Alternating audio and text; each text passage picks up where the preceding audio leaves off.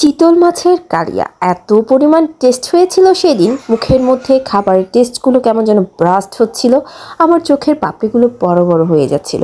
যাই হোক, সেই নিয়ে থাকছে আজকের রেসিপি।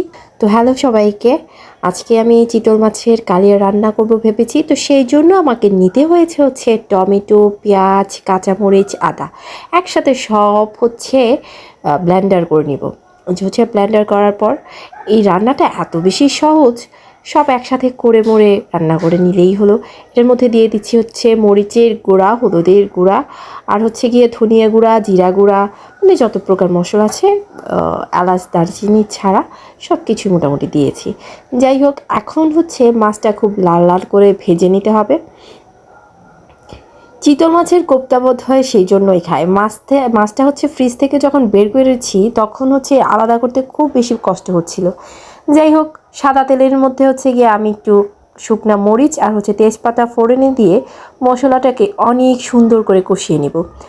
মশলাটা কষানো হবে সেভাবেই, যখন দেখবেন হচ্ছে মশলা থেকে তেল হচ্ছে বের হয়ে যাচ্ছে তখনই মশলাটা কষানো হয়ে যাবে। আর এই পর্যায়ে আমি হচ্ছে আমার ভেজে রাখা মাছটা দিয়ে দিব।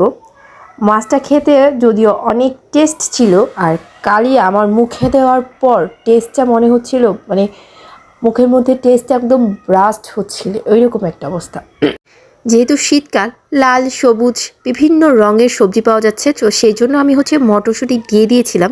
খাবারের স্বাদের সাথে কালারটাও অনেক সুন্দর লাগছিল আর দেখতেও অনেক সুন্দর লাগছিল। ধনেপাতা দিয়ে দিয়েছিলাম পরিবেশনের জন্য, কিন্তু ধনেপাতা গরমে একদম সিদ্ধ হয়ে গিয়েছে।